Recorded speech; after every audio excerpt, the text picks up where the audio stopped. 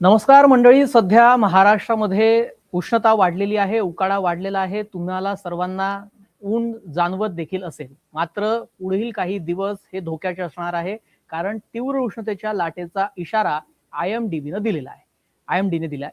महत्त्वाचं म्हणजे कोणत्या भागाला सर्वाधिक धोका आहे, कारण विदर्भामध्ये पारा हा 40शी पार गेलाय. जवळजवळ 43° पर्यंतची नोंद वेगवेगळ्या ठिकाणी विदर्भातल्या काही जिल्ह्यांमध्ये नोंदवण्यात आलेली आहे. सर्वाधिक तापमान अकोल्याचं कालच होतं, ते म्हणजे 43.8°. तर पुढे आता काय असणार आहे, 45° पर्यंत तापमान जाईल असं देखील सांगण्यात आलेलं आहे. कोणत्या भागात किती तापमान असणार आहे हे मी तुम्हाला हे सर्व दाखवणार. आपण ते पाहणार आहोत, त्याचा आढावा घेऊयात. सर्वाधिक धोका विदर्भाला असणार आहे आणि IMDBने त्या संदर्भात असा इशारा दिलेला आहे. IMDने महाराष्ट्रामध्ये उष्णतेची लाट येईल असा हा इशारा दिलेला आहे. 15 एप्रिल पासून पुढील काही दिवस तापमान 2 ते 4 अंश हे जास्त राहील असं सांगण्यात आलेलं आहे, आणखी वाढणार आहे. तर सर्वाधिक धोका विदर्भाला आहे. अकोला 42 ते 43 वर जाऊ शकतं आणि कालच आपण ते पाहिलं सुद्धा, कारण काल 43.8 होता. त्याच्या आधी 43.1 नोंद अकोल्यामध्ये झालेली होती. अकोल्यामध्ये मॅपमध्ये तुम्ही पाहू शकता, या ठिकाणी 42° ते 43°च्या प्लसच असणार आहे असा इशारा देण्यात आलेला. त्यानंतर खालोखाल विदर्भात अमरावती पुढे जाऊ आपण, तर अमरावतीमध्ये देखील जवळजवळ 42° टेम्परेचर कालही नोंदवण्यात आलेलं होतं. आजही तेवढंच आहे आणि पुढे आणखी ते 2 ते 3° वाढेल असं बोललं जातं. तर मग हे जवळजवळ 45 जाईल असा अंदाज आहे. नागपूरही कुठे मागे नाहीये. नागपूरमध्ये देखील 43.0 म्हणजे पूर्णतः 43°C तापमान जाण्याची शक्यता आहे. आतापर्यंत 43ला टच नागपूरने केलेलं नाहीये. त्या 42.9, 42.8 पर्यंत होतं. वर्धा 45 जाणार. 43.3 वर आज आहे. 43.3, 43.4 वर आज आहे तापमान तिथलं. आणि वर्धेला लागूनच पुढे चंद्रपूर या भागाला देखील तापमान वाढू शकतं. वर्ध्याच्या जवळच यवतमाळ, हे नेहमीच दरवर्षी वर्धा, यवतमाळ, चंद्रपूर या गोंदिया, भंडारा या जिल्ह्यांमध्ये नेहमी उष्णतेची लाट पाहायला मिळते. नेहमी 40च्या वरच पूर्ण मे महिना जातो. तर मे तर अजून सुरुवातच व्हायची आहे. ही एप्रिलची सर्व अवस्था आहे. तर हीट वेव्ह अलर्ट देण्यात आलेला आहे. येलो अलर्ट तुम्ही पावसाचा बघितला असेल, आता हा हीट वेव्हचा येलो अलर्ट आहे. मराठवाड्यामध्ये देखील परिस्थिती काहीशी भीषणच आहे उष्णतेची, कारण मराठवाडा, मध्य महाराष्ट्रामध्ये परभणी 41 पार गेलाय. संभाजीनगरमध्ये देखील 41च्या पार 42 वर नोंदवण्यात आला आज पारा. सोलापूर, सांगलीची परिस्थिती देखील काहीशी सारखीच आहे. तर उष्णतेच्या झळा बसणार, मराठवाड्याला देखील बसणार आहे, विदर्भासह. तर हे अत्यंत महत्वाचं आहे. हे मी तुम्हाला जी नकाशात दाखवतोय याकडे लक्ष द्या, कारण हा विदर्भात उष्णतेचा पारा 45° म्हणजे हे फार होतं. जवळजवळ 40 वर अंगाची लाही लाही होते. तुम्ही मुंबईकर असाल, महाराष्ट्राच्या त्या कुठल्या भागातून तुम्ही बघताय यावत जर आपण थोडक्यात आढावा घेतला, तर कुठल्याही भागात जर तुम्ही आज असाल तर तो जवळजवळ 40° पारा तुमच्या परिसरात गेलेला आहेच. 16 ते 17 एप्रिल पर्यंत ही तीव्रता आणखी जास्त असेल, तीव्रता असेल, मग थोडं निवळताना दिसेल. उत्तर महाराष्ट्र, जळगाव, मालेगाव मध्ये देखील परिस्थिती सारखीच असणार आहे. या नकाशामध्ये आपण पाहतोय तिथे पण 41°, जवळजवळ 40च्या वर, जसं मी बोलतोय 40च्या वरच असणार आहे. थोडा दिलासा, काही अंशी दिलासा म्हणायला कोकणातल्या विभागामध्ये, कोकण विभागाचा जो पट्टा आहे तो मी मॅपवर पण हायलाइट केलेला नाहीये, कारण तिथे थोड्या प्रमाणामध्ये दिलासा आहे. जर मुंबई, कोकण, रायगड, रत्नागिरी, सिंधुदुर्ग या भागात तुम्ही बघाल, फिरायला जायचा विचार करत असाल तर जाऊ शकता. थोडा विसावा घेऊन येऊ शकता तिथून. कारण तिथे 36 ते 38° असणार आहे. इथे हाच एक पट्टा असणार आहे जिथे 40च्या खाली असेल. उकाडा आणि आर्द्रता, ज्याला ह्युमिडिटी या भागाला म्हणतो आपण, ते असेल, कारण बाष्पीभवन तिथे समुद्राच्या लाट किनाऱ्याच्या भागामध्ये होतं.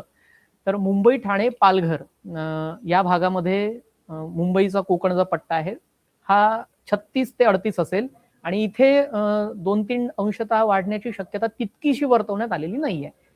तर पुढील 3 ते 5 दिवस हा अंदाज आहे, IMDने दिलेला आहे.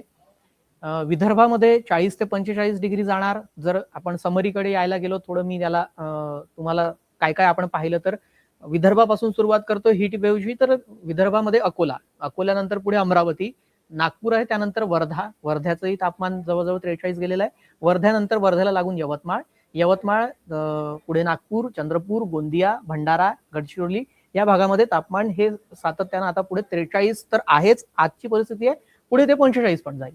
आणि रात्री देखील ही उष्णता जास्त असणार आहे. आपण निमान म्हणतो की कमाल तापमान किमान तापमान तर जवळजवळ 10 अंश त्यात फरक असतो. रात्री 3 नंतर 2 नंतर गारवा जाणवतो, पण तोही विदर्भामध्ये या हीट वेव्हच्या काळामध्ये जवळजवळ 40च्याच घरात असणार, 38, 39, 40 याच दरम्यान असणार आहे, असंही हवामान विभागानं सांगितलेलं आहे. तर हे का होतंय? याचं एकमेव कारण आहे ते म्हणजे अँटी सायक्लोन सिस्टम जी तयार झालेली आहे. उष्ण हवा ही अडकते, त्यामुळे हे सर्व आता तापमान इतकं वाढताना आपल्याला दिसतंय. तर साधा आपण आता हीट वेव्हवरच बोलतोय, तर हीट वेव्ह IMDचे जे निकष आहे तेही आपण पाहणार आहोत. हीट वेव्ह नेमकी काय असते? हीट वेव्ह म्हणजे तापमान जे आहे ते 45 डिग्री पेक्षा जर जास्त गेलं किंवा सामान्यापेक्षा 4 ते 5 डिग्री सेल्सिअस जास्त झालं, जवळजवळ वर्धा, यवतमाळ, अकोला, गडचिरोली, चंद्रपूर या भागात, नागपूरमध्ये 43 अंश तापमान हे कमालमध्ये जातं, किमानमध्ये नाही जात किंवा सरासरीमध्ये पण नाही जात. तर ते आत्ताच्या कंडिशनमध्ये आहे आणि पुढे ते वाढण्याचा 2 ते 3 डिग्री वाढण्याचा अंदाज असल्यामुळे हे हीट वेव्हचा इशारा देण्यात आलेला आहे. येलो अलर्ट हीट वेव्हचा देण्यात आलेला आहे आणि त्यालाच हीट वेव्ह म्हणतात. आता हीट वेव्ह घोषित करण्यात आलेली आहे, पण ही उष्णता वाढते काय? त्याचे काही 4-5 कारण आहेत, ते मी तुम्हाला पटपट सांगतो. तर क्लायमेटचा जो बदल आहे त्याचा परिणाम झालेला आहे. तापमान दरवर्षी सातत्यानं वाढतानाच दिसतंय. त्यानंतर एल निनोचा जो प्रभाव आहे तो दिसतोय. त्यामुळे उन्हाळा अधिक तीव्र होत चाललाय आणि अल निनोच्या बातम्या तुम्ही आज बघितल्या देखील असतील. त्या बातम्या अशा आहेत की याचा परिणाम पावसावर होणार आणि पाऊस कमी होणार आहे. तर शेतकऱ्यांनाही त्या अनुषंगाने नियोजन करण्याचं आवाहन प्रशासनाच्या वतीनं आणि हवामान तज्ज्ञांनी देखील केलेलं आहे. कोरडं हवामान आहे, त्याचा फटका बसलेला आहे, पाऊस नाहीये, त्यामुळे उष्णता वाढलेली आहे. आता नागरिकांनी काय काळजी घेतली पाहिजे? तर सर्वसामान्य तुम्हाला याबाबत जनजागृती असेलच, तरीही मी तुम्हाला सांगतो की आरोग्याची काळजी घेणं फार आवश्यक आहे. माझा वैयक्तिक अनुभव इथे मी आता लाईव्ह तुमच्याशी बोलतोय म्हणून सांगतोय की मी नागपूर, वर्धा या भागातून येतो. त्यावेळेला आम्ही कांदा घेऊन घराच्या बाहेर निघायचो, अशी परिस्थिती असायची.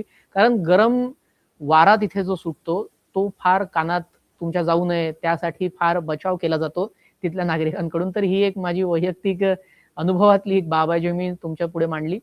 भरपूर पाणी प्यायला पाहिजे, कारण डिहायड्रेशन पासून वाचणं यात महत्वाचं असतं. त्यानंतर ORS, लिंबू पाणी आपण घ्या. बाहेर निघताना काळजी घ्या, स्कार्फ बांधा, पाण्याची बाटली सोबत घेऊन जा, डोकं झाका, टोपी घाला किंवा स्कार्फ वापरा. आणि दुपारी 12 ते 4 हा वेळ जो असतो तो फार उष्णतेचा असतो. तर त्या वेळेला कुठेही बाहेर जाऊ नका.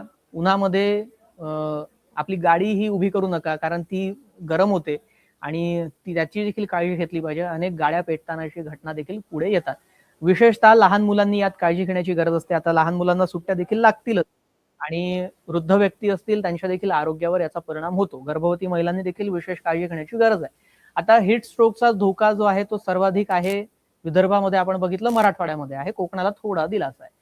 हीट स्ट्रोकची लक्षणं जर तुम्हाला झालाच हीट स्ट्रोक, तर काय लक्षणं आहेत, दवाखान्यात जायला पाहिजे की नाही? बरेच लोक घरातच असतात, त्यांना कळतच नाही आपल्याला हीट स्ट्रोकचा प्रभाव आपल्यावर झालाय. चक्कर येते सर्वात आधी, तर उलट्या होऊ लागतात, डोकंदुखी आणि शरीराचं तापमान वाढतं. त्यामुळे असे जर तुम्हाला सिम्पटम्स दिसले तर लगेच डॉक्टरांचा सल्ला घ्या आणि प्रशासनाकडून देखील आरोग्य केंद्र तिथे उभारण्यात आलेली आहे.